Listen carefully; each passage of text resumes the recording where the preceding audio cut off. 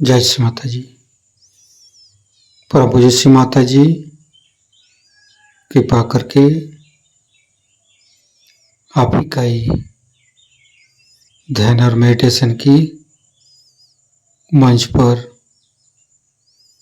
सारा विश्व की सभी शांत और शुद्ध आत्मा एकत्रित हुआ है। सभी को परम चैतन्य प्रदान कीजिए माँ। हे आदिशक्ति माँ, कृपा करके आप ही ने तो हमें सहस्त्रार से जन्म दिया है। कृपा करके हमारी निर्विचरिता स्थिति, ध्यान की स्थिति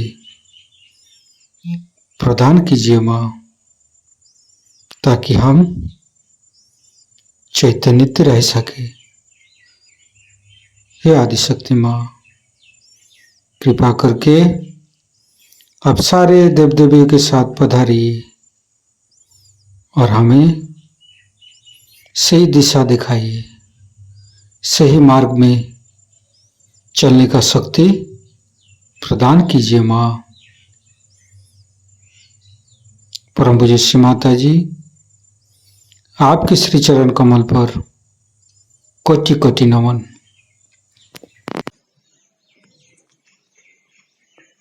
कुंडलिनी उठा के बंधन लेंगे।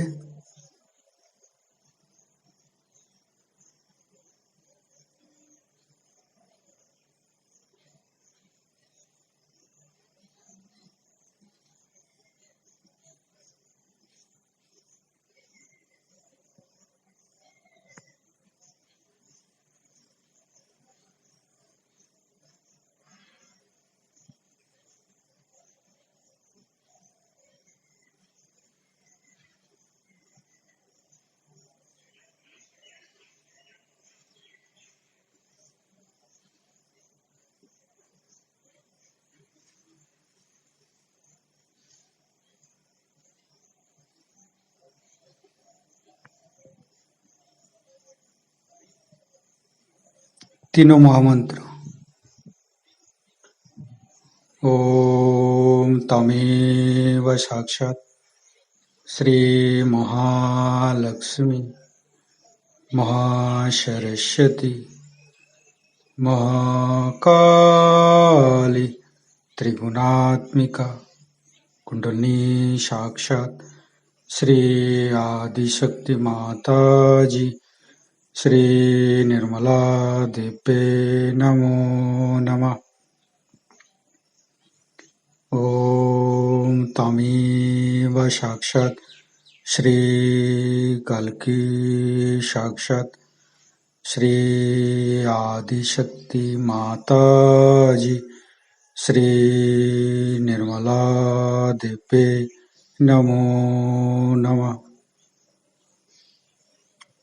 ओम तमेव साक्षात् श्री कल्की साक्षात् श्री सहस्रार स्वामिनी मोक्ष प्रदायिनी माता जी श्री निर्मला देवे नमो नमः।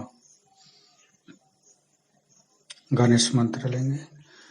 ओम तमेव साक्षात् श्री गणेश साक्षात् श्री आदिशक्ति माता जी श्री निर्मला देवे नमो नमः। दोनों हाथ खोल के श्री माता जी के सामने बैठेंगे। माँ के बिंदी को देखते रहेंगे। मन में ध्यान का स्थिति लेके आएंगे। मन में अच्छे अच्छे भाव, अच्छे अच्छे चिंता लेके आएंगे।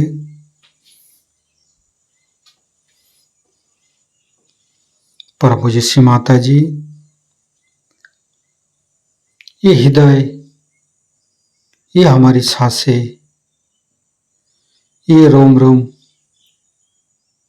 आप ही का तो दिया हुआ माँ। कृपा करके आप हमारे हृदय पर आइए और हमारे हृदय में माँ जगदम्बे के रूप में समस्त बाधाएं को, समस्त रोगों को दूर कीजिए माँ। हे आदिशक्ति माँ, कृपा करके हमारे हृदय को सच कीजिए। सच हृदय कमलासन पर श्री चरण को स्थापित कीजिए माँ। संपूर्ण चित्त अपना हृदय पर परम पूज्य श्री माता जी को देखते रहेंगे। हृदय के अंदर परम पूज्य श्री माता जी आपकी पूजा हमारे हृदय पर होने दीजिए माँ। हे आदिशक्ति माँ, हम अज्ञानी हैं। हमारी अज्ञानता के वश में यदि आपकी शान के खिलाफ कोई गलती हुआ हो, कृपा करके आप मुझे क्षमा कर दीजिए माँ। हे आदिशक्ति माँ, हमारे हृदय पर आइए। फिर धीरे धीरे चित्त को हम मूलाधार चक्र पर ले जाएंगे। लेफ्ट मूलाधार, राइट मूलाधार, मध्य मूलाधार देखते रहेंगे। हे भगवान, हे आदिशक्ति माँ, आप ही तो प्रभु गणेश है। कृपा करके हमारे शरीर की तीनों नाड़ी, सातों चक्र के अंदर समस्त दोषों को, समस्त रोगों को, समस्त बाधाओं को दूर कीजिए माँ। हे परमपिता परमेश्वर, हम कभी अतीत में चला जाते, कभी भविष्य में चला जाते, हमें मध्य में स्थापित कीजिए, हमें वर्तमान में स्थापित कीजिए माँ। संपूर्ण चित्त शरीर के मध्य भाग पर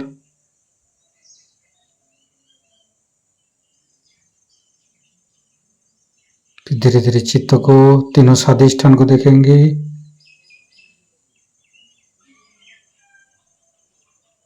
तीनों नाभि, लेफ्ट, राइट, मध्य। श्री माता जी आप ही तो संतोष प्रदान करते हैं। कृपा करके हमें संतोष प्रदान कीजिए, हमें उदार बनाइए। फिर धीरे धीरे चित्त को लेफ्ट हृदय, हे आदिशक्ति माँ, आपकी परम कृपा में हम शुद्ध आत्मा है। कृपा करके हमारी आत्मा को परमात्मा के साथ जोड़िए माँ। हे आदिशक्ति माँ, आप ही तो शिव पार्वती है। कृपा करके हमारे बाएं हृदय पर आइए और हमारी आत्मा को परमात्मा के साथ जोड़िए। हे भगवान, हे परमपिता परमेश्वर, कृपा करके हमें शिव तत्व प्रदान कीजिए। धीरे धीरे चित्त को राइट हृदय, परम पूज्य श्री माता जी आप ही तो सीताराम है। कृपा करके हमारे राइट हृदय पर आइए और हमें मर्यादित बनाइए। फिर धीरे धीरे चित्त को मध्य हृदय, धीरे धीरे चित्त को विशुद्धि चक्र,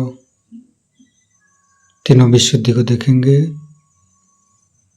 लेफ्ट विशुद्धि, हे आदिशक्ति माँ, आपकी परम कृपा में हम संपूर्ण निर्दोष है। हे परमपिता परमेश्वर, आपकी परम कृपा में हम संपूर्ण निर्दोष है। हे आदिशक्ति माँ, आपकी परम कृपा में हम निर्दोष है। फिर धीरे धीरे चित्त को फ्रंट आज्ञा, बैक आज्ञा,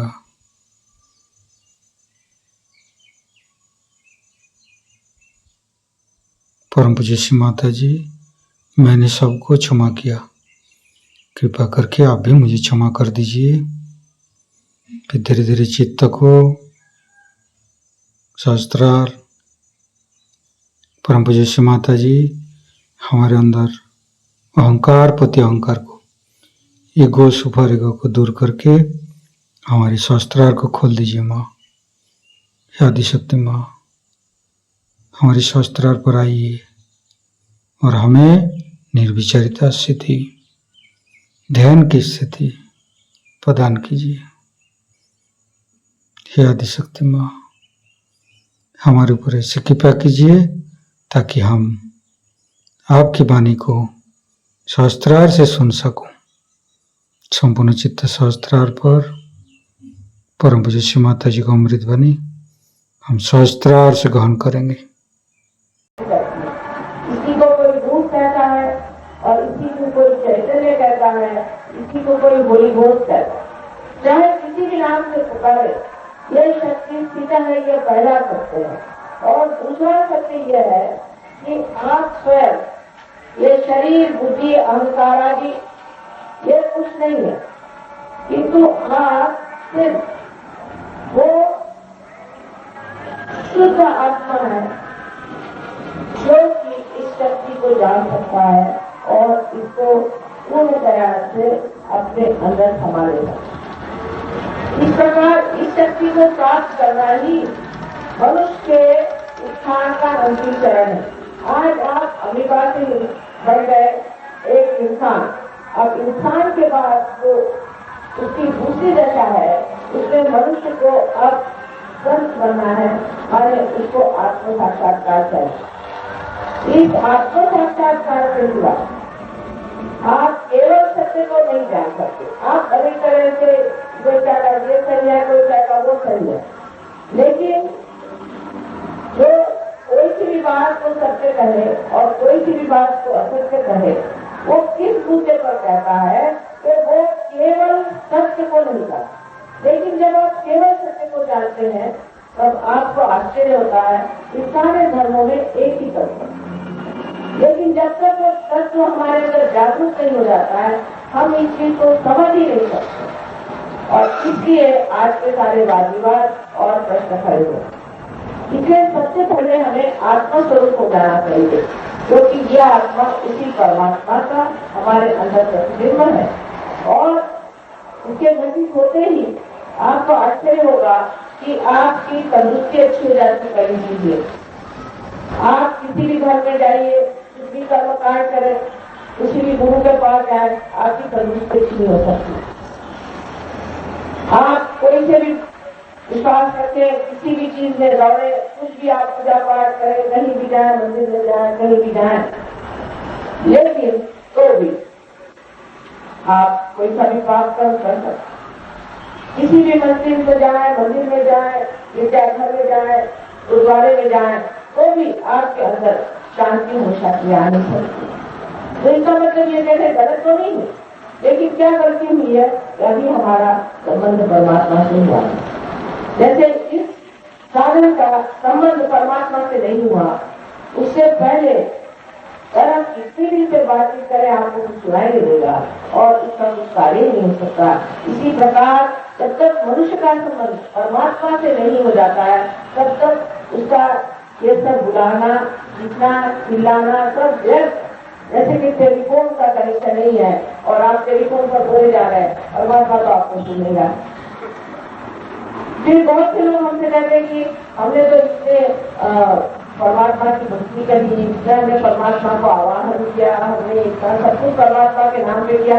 हाँ, लेकिन हमारे घर में तो सब परेशानी आई है, हमारे समाज में तो सारी परेशानियां हैं, तो परमात्मा है कि नहीं? परमात्मा है, बिल्कुल है, लेकिन इस सत्य को जानने के लिए पहले आपको आत्म साक्षात्कारी होना, जिसे कि कहा जाता है वली हो। आप जब तक वली नहीं होते, आप परमात्मा को भी नहीं समझ सकते और इस परम चैतन्य के कार्य को भी नहीं करते। तो अभी एक सीढ़ी मनुष्य को ऊपर जाना है, बस इस सीढ़ी को लादते ही आप समझ जाएंगे कि ये सारे सृष्टि में जितने भी मनुष्य है, ये एक ही विराट के अकबर के अंग प्रत्यंग है। उसके के अंग प्रत्यय है। ये नहीं है कि हम दिमाग से सोचें, ये असलियत में हो जाता है और आपके अंदर एक नई धारणा देनी चाहिए या एक नया आयाम, एक डायमेंशन आ जाता है। इसमें आप अपने नस नस में दूसरे आदमी को जान सकते हैं और अपने को भी जान सकते हैं। इसे आप सामूहिक चेतना कहें या अंग्रेजी में करेक्टिव कॉन्शियसनेस है। जब तक यह आपकी स्थिति नहीं आ जाती, आप अपने को भी नहीं जानते और आप दूसरे को भी नहीं जानते। कैसे वक्त आप हमेशा मेरा मेरा कहते, पर ये मैं कौन हूँ, इसे जब तक आपने जाना नहीं, जब तक आपने अपने अंदर की आत्मा से अपना चित्त आलोकित किया नहीं, जब तक उसमें का प्रकाश आया नहीं, आप जो भी कार्य करते हो अंधेरे में करते हैं। इसीलिए कभी ने कहा, कैसे समझाऊं ये जग अंधा। समझने की बात है कि संत, साधु और वली, जैसे यहाँ हो गए बहुत से बड़ी आज्ञा के निजामुद्दीन साहब है, मुद्दीन साहब है, उसी तरह से हमारे यहाँ सभी मानव और पहले बांग्ला सबसे लगाने कितने अपने यहाँ बड़े बड़े संत महानुभाव हो गए। उन लोगों ने यह खराबियां क्यों नहीं, उनको कुछ बताने की जरूरत ही नहीं थी। वो स्वयं ही अच्छे ही रास्ते पर चलते थे और दूसरों से भी कहते थे तुम अच्छे रास्ते पर चल, लेकिन दूसरे नीचे नहीं चल पाते थे कि उनके अंदर आत्मा की शक्ति है। जब आत्मा की शक्ति आ जाती तो आपकी एक तो सारी गंदी आपके जाती अपने आप ही आप स्वच्छ हो जाए। यह आपके अंदर बची हुई जो मां कुंडलिनी है, इसे आसक्ति कहते हैं। ये जब जागरूक हो जाती है तो इस कुंडलिनी के कारण आप एकदम स्वच्छ हो जाते और आपकी शारीरिक, मानसिक और बौद्धिक की सफाई हो जाए। सबसे बड़ी बात यह है कि आप केवल सत्य को जानते। सब लोग एक ही बात कहें और इसीलिए झगड़ा किस बात का भी हो जाएगा, किसी भी बात का झगड़ा नहीं रहता। अब हमारे सर्जन में आपको आश्चर्य होगा, 40 देशों में ये चल रहा है और उसमें से 30 जैसे देश में भी प्रजुत चला है और इस तरह प्रेम और इसका आनंद लोगों में आ गया है कि सब लोगों ने ये समझ लिया है कि संसार में सब हम लोग वाकई में एक ही बड़े विराट के अंग हैं। इस तरह की चीज हुए बगैर न तो अपना देश ठीक हो सकता है, न तो कोई देश ठीक हो सकता है और न ही सारा विश्व ठीक हो सकता है। विश्व में लोग शांति की बात करते हैं, तो विश्व में शांति ही नहीं है, वो किस तरह से शांति की बात करते हैं?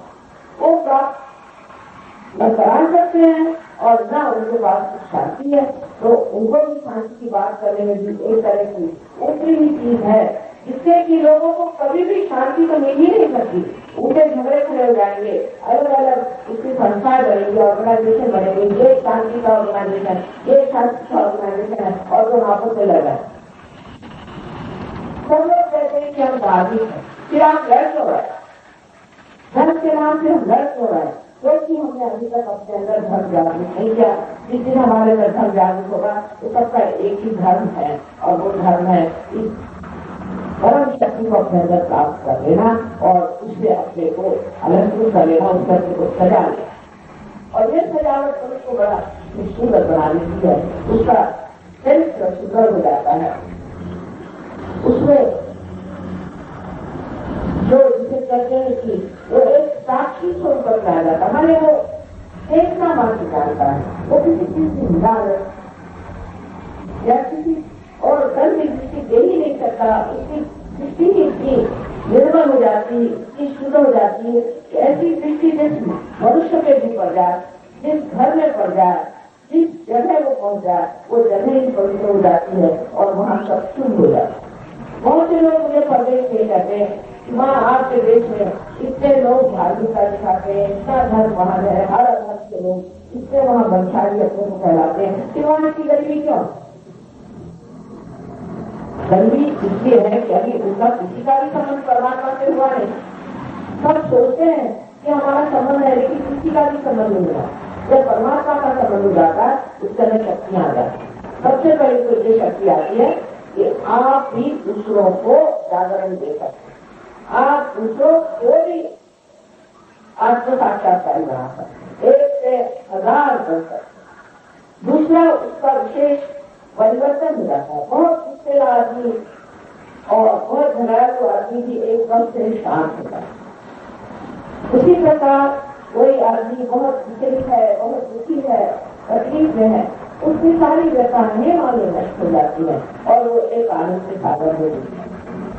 ऐसा आदमी किसी न किसी पर कभी आगदाई होता है, नहीं किसी पर अग्रेषण करता है और नहीं किसी का अग्रेषण देता, खड़े खड़े ही वो सबको ठीक करता है।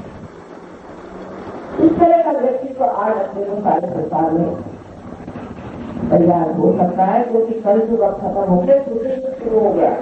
इस दूसरे युग में ये जो परम चैतन्य है ये कार्यान्वित है और यह अपने कार्य को कर रहा है और उसी कार्य के कारण हजारों लोग सब पार हो जाए, हजारों जितने भी लोग आएंगे सब पार हो जाए, जो आएंगे और चाहेंगे कि उनकी जागृति हो जाए, सब पार हो जाए। ऐसे आपके हर देश के भाई बन गए, हर देश के संसाधु हो गए। नहीं तो पहले इस वक्त में एक हाथ गोली से सबको सताया गया, किसको नहीं सताया? जिस विष्णु को सताया, श्री राम को सताया, मोहम्मद साहब को सताया और आप इधर देखिए तो कांग्रेस को सताया, इधर लाउसे को सताया, किसी को छोड़ा नहीं। उसके बाद सारे संतों को छल करके और सताया, क्योंकि अकेले अकेले खड़े थे। अब सामूहिकता में आ गए हैं और अब कोई संतों को सता नहीं, क्योंकि अब उसी जागरूक हो गया है और उसी में सारे संतों का रक्षण होगा और उनको कोई सता नहीं। और जो सताने की कोशिश करेगा उससे किसी उसका जरूर दंड आएगा। कोई कुछ करे या न करे, आप क्षमा ही करते जाइए, किंतु अब कोई किसी संतों को और भगवान की ऐसे रहने वाले आदमी को सता नहीं सकता, क्योंकि अब स्थिति जागरूक हो गया। ये मैं आपको बताने आई हूँ आज विषय में और आशा है आप इस बात को समझ लेंगे। आपके सामने जिंदगी का पूरा विवेचन हो चुका। सर आपको अपना जीवन चाहिए, आप अपना भला चाहते हैं, वास्तविक में आप अपनी संतुष्टि करना चाहते हैं, अपनी सारी हालात की करना चाहते हैं और अपनी हैसियत को ठीक करना चाहते हैं, तो क्यों ना अपने को पा लीजिए जो आप है। क्यों इस अंधेरे में आप बेकार की तरह खरीदते? कृपया इस चीज को अपने अंदर ही पा लीजिए। आपके हरेक के अंदर नहीं शक्ति है, ये आपकी हरेक की मां है जो आपको पुनर्जन्म देने के लिए डालाई और जो चाहती है कि आप इसे प्राप्त हो। सारे धर्मों का यही एक सार है कि तुम इस परम को पाओ और उसका कोई भी मतलब नहीं लगता। अगर आपने परम नहीं पाया तो सब जीवन व्यर्थ है। तो ऐसे जीवन को व्यर्थ कर छोड़ने से, उसकी सारा नष्ट करने से अच्छा है इसका पूरा फायदा उठा लिया जाए और हम लोग उस चीज को प्राप्त करें जिसकी सारे संस्कार को दे। कल इतिहास में आप ही लोगों का नाम जाएगा इन्होंने ये बड़ा कार्य है। बाकी कार्य जो भी होते रहे तो व्यर्थ है और क्षणभंगुर है, बाकी लगी है वो खत्म हो जाएंगे, लेकिन ये कार्य हमेशा के लिए रहेगा और जिससे कि आप जैसे आपके बाल बच्चे भी और आपका समाज, आपका ये शहर और इसके अलावा ये सारा काम इतना ही नहीं, सारा विश्व आपके चरणों में लौटेगा और आपको धन्यवाद देगा कि आपने कितना बड़ा कार्य हमारे लिए करा। इसलिए मैं आपसे सबसे विनती करना चाहती हूँ कि आप लोग इसको समझदारी से सूझबूझ के साथ है, ये आपके हित के लिए है। फिर आप इसके लिए पैसा ऐसा नहीं दे सकते। पहली बात यह है कि ये जीवन से किया है, अगर आपको कोई बीज बोना है जमीन के अंदर तो आपके जमीन को इस माता को कुछ पैसा देते हैं, वो तो अपनी शक्ति से ही उसको उगा देती है। इसी प्रकार ये कार्य होता है। एक पैसा भी अगर कोई आपसे परमात्मा के नाम से लेता है तो समझ लीजिए कि वो आपके गुरु नहीं है, वो आपके नौकर है जो आपसे रुपया पैसा देते, आपके सहारे करते। इसलिए आप जान लीजिए कि धर्म के नाम पर पैसा कमाना महापाप है और उनको पैसा देना भी एक दुष्टता करे।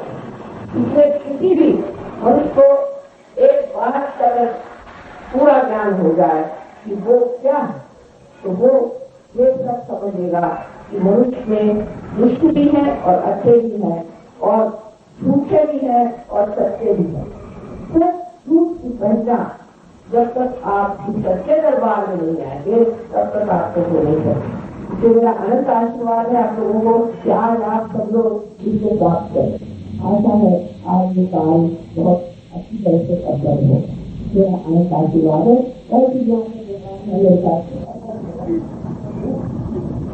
कल की रात को और बातें मैं बताऊंगी और आपको कोई प्रश्न हो आज उसे लिखते लाइएगा और वो यहाँ व्यवस्थापकों को दे दीजिएगा, मैं उसका जवाब आपको सब दे दूँ।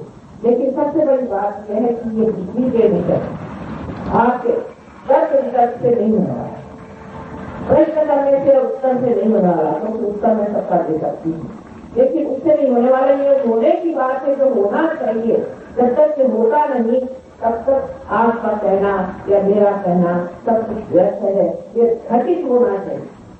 इसलिए आप लोग अब मन में यही इच्छा करें कि किसी तरह से आपकी कुंडली जागृत हो जाए। हाँ, हमारी एक ही शुद्ध इच्छा है कि हमारा योग और योग का मतलब है कि परमात्मा से एकाकारिता होना, इस शक्ति से एकाकारिता।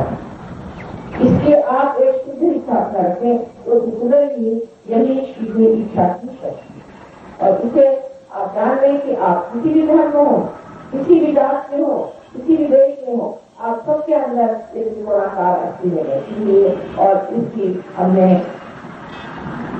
पूरी तरह से मेडिकल में भी इसकी जांच पड़ताल हो चुकी है और ये सिद्धता आ गई है और वो डॉक्टरों के यहाँ से रोक करेंगी उसका। तो आपके समझ में ये बात नहीं आएगी कि वहाँ साइंस कैसे क्या समझ रहा है। साइंस भी दोनों चीजों से निकली है जो सामने है। जब ये चीज सामने हो जाएगा तो परमात्मा को भी आप जान सकेंगे और उसका भी साइंस समझ सकेंगे, और आज यही समय आ गया है कि आप उसका साइंस समझें। आप सबको आनंद आशीर्वाद है। अब हम इसका प्रयोग करेंगे, 10 मिनट और लगेंगे, लेकिन इसमें 2 शर्तें हैं। पहले तो बात आपको सोचना चाहिए कि दिमाग से बात निकाल दें कि आपने क्या गलतियां की, आपका क्या पिछला जीवन में कोई सा प्रश्न रहा हो, या कोई आपने जिसको कहते हैं पाप किया हो, या आप सोचते हैं कि आपने कोई गुस्सा करी हो, तो उसका अभ्यास आप भूल जाए। इस वक्त आप वर्तमान में इस वक्त आप बैठे जैसे तो बैठे इसको आप प्राप्त करें। और दूसरी बात और इससे आप पूछ जाए कि आपको किसी से सताया है, आप सबको एक साथ क्षमा करें, आप मन से एक साथ क्षमा करें और ये कहें कि मैंने सबको एक साथ क्षमा करें।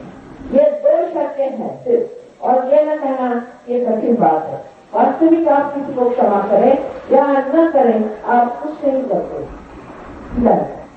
लेकिन अगर आप क्षमा नहीं करते हैं तो उसमें आपको उन हाथों में खेलना पड़ता है जिनको आप क्षमा नहीं करते और जो आपको सता रहे हैं। इसलिए बेहतर है कि हम सबको एक साथ हृदय से क्षमा करें, उसको ये न जोड़े कि हमें किसे क्षमा करना है किसे नहीं करना। ये 2 हमारी शर्तें हैं कि हमने ये दोष किए और ये किए हैं, ये न सोचना है, इसका दोषी अपने ऊपर नहीं देना है। और दूसरी बात ये है कि हमें सबको क्षमा करना। ये 2 बातें हैं। इसका मतलब ये है कि हमें अपने प्रति एक तरह का आदर होना चाहिए, क्योंकि हम परमात्मा के साम्राज्य में जा रहे हैं। तो एक आदर जिसका हम अपने पर बैठना चाहिए और आपको विश्वास के साथ बैठना चाहिए, जिससे ये कार्य अधिक आसानी से संपन्न हो जाए।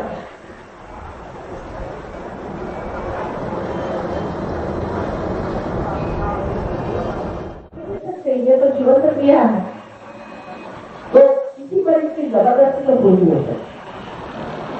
जो इसे मांगेगा वही इसे पाएगा। जबरदस्ती मैं किसी पर नहीं कर सकती हूँ, आपकी स्वतंत्रता का पूरा मान है। इसलिए आप ऐसा करें कि जिसे यहाँ बैठना है बैठे और नहीं बैठना है तो चले जाए, क्योंकि किसी की जबरदस्ती हो नहीं सकती और एक 10 मिनट का काम है, इसमें कोई भी आपको तकलीफ नहीं होगी। ये बेकार की बातें लिखी हुई है कि कुंडलिनी से लोगों को तकलीफ होती है, ये सब आजकल के आधुनिक काल में लिखी बातें हैं। पुराने जमाने में ऐसा कहीं नहीं लिखा था। ये तो आधुनिक काल में लोगों ने कुछ लिखा हुआ है, जिससे आप परमात्मा की ओर लगाए। तो कृपया आप लोग इस चीज को समझे, इसमें कोई आपको तकलीफ नहीं होगी। हाँ, हो सकता है थोड़ा हाथ में गरम गरम महसूस हो, बस थोड़ी देर में आप देखेंगे कि आपके हाथ में ठंडी ठंडी हवा लग जाएगी और आपके चलने से आप खुद ही देखेंगे कि कूलर की ठंडी ठंडी हवा लग जाएगी। उसके बाद आप देखेंगे कि आपके डिजिटाइज आ गए एकदम आप खास।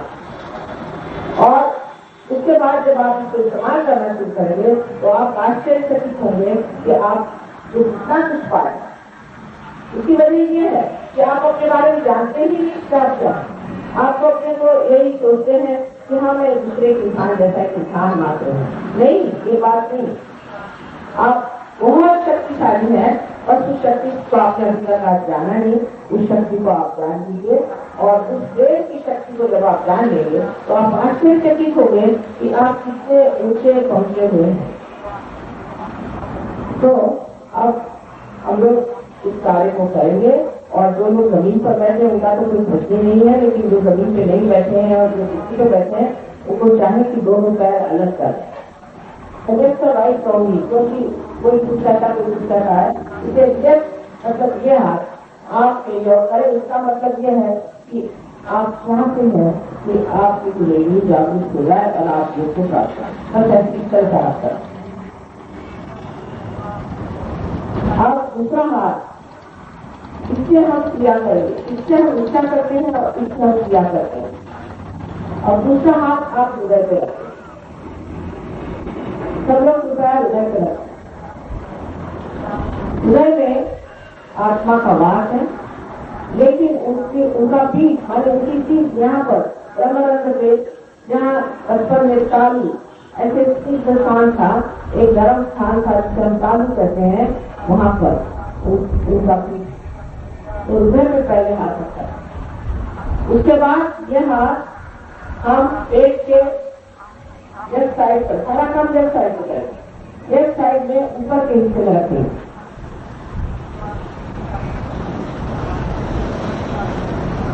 ये चक्र ये सेंटर गुरु तत्व सारे सदगुरुओं ने ये हमारे लिए तत्व बनाया हुआ कि जिससे हम भी अपने गुरु भाव को प्राप्त करें, गुरु तत्व को प्राप्त करें। फिर यही हाथ आप पेट के नीचे करें, लेफ्ट साइड। ये चक्र जो है ये शुद्ध विद्या का चक्र।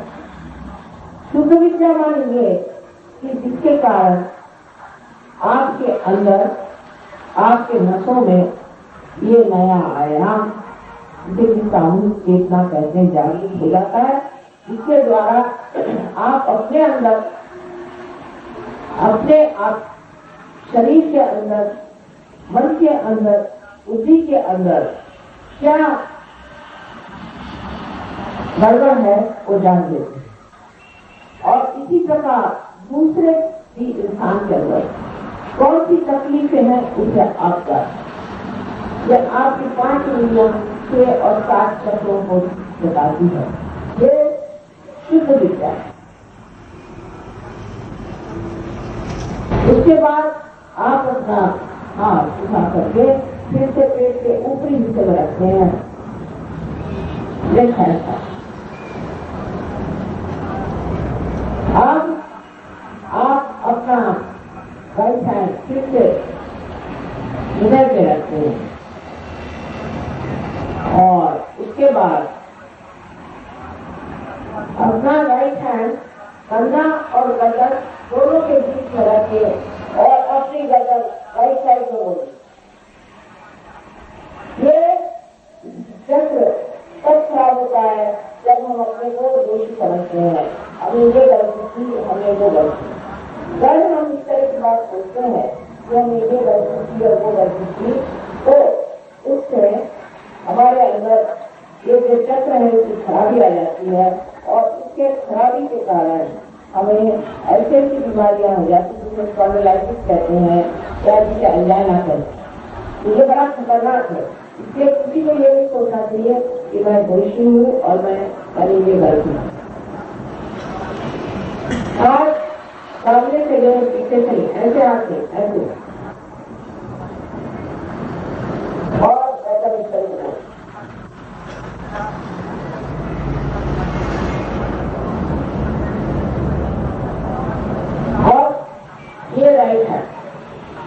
अपने कपाल पर, फोरहेड पर इस तरह से रखें। और उसे बिल्कुल निकालो, दोनों तरफ से दबा। यह आज्ञा का अगला हिस्सा है। यहाँ आपको सबको क्षमा कर देना है। उसके बाद इसकी आज्ञा के अगला हिस्सा है, जहाँ पर आप अपना राइट हैंड पीछे की ओर रखिए करके और सर को उन्नत करें, सर को उन्नत करके।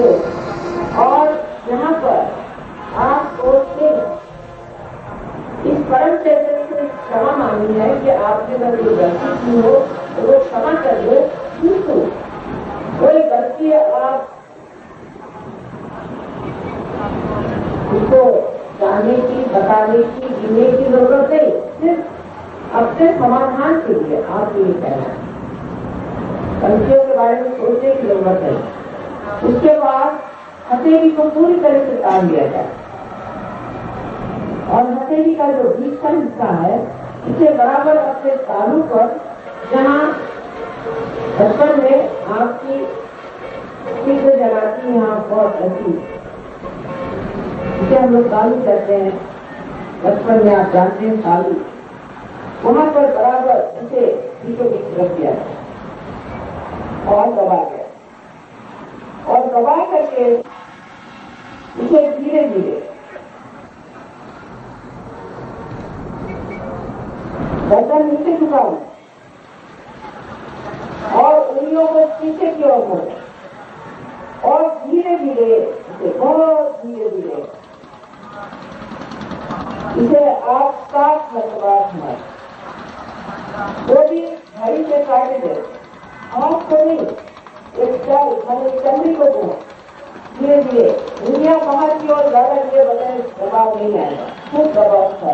ये बहुत जरूरी है, सर को नीचे झुका के करें, बस इतना ही करने का है।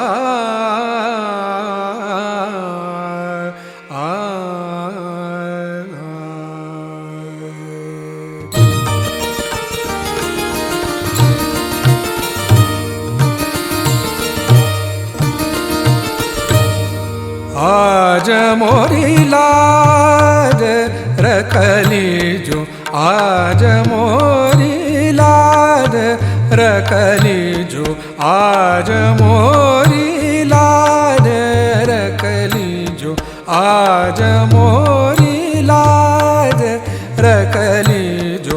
मोरी विपदा दूर करो, मोरी विपदा, मोरी विपदा दूर करो, मोरी विपदा दूर करो।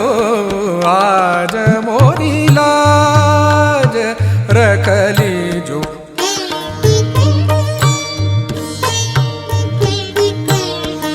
आज मोरी लाज रखली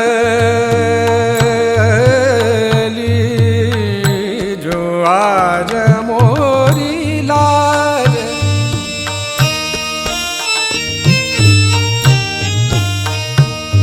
मोरी लाज, मोरी लाज आज मोरी लाज रखली जो मोरी लाज मोरी लाज मोरी लाज रखली जो आज आज मोरी लाज रखली जो आज मोरी लाज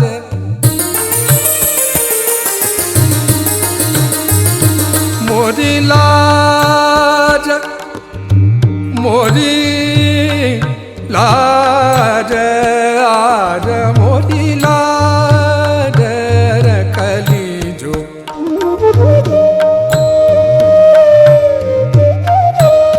मोरी लाज रखली जो मोरी लाज आज मोरी लाज रखली जो आज मोरी लाज रखली जो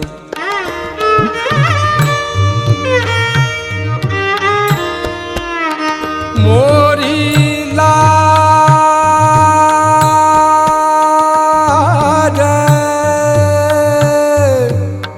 मोरी लाज रखली जो आज मोरी लाज रखली जो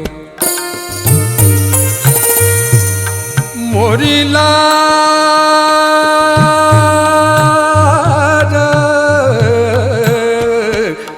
गौरी नंदन हे दुख भंजन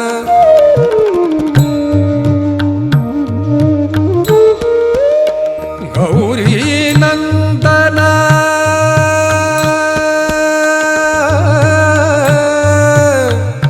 गौरी नंदन गौरी नंदन गौरी गौरी नंदन हे दुख भंजन गौरी नंदन हे दुख भंजन तुम ही आके धीर बंधाओ तुम ही आके धीर बंधाओ आज मोरी लाज रखली जो आज मोरी लाज रखली जो मोरी विपदा दूर करो मोरी विपदा दूर करो आज मोरी लाज रखली जो आज मोरी लाज ओम त्वमेव साक्षात् श्री गणेश साक्षात् श्री आदि शक्ति माता जी श्री निर्मला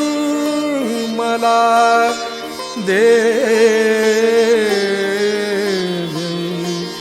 नमो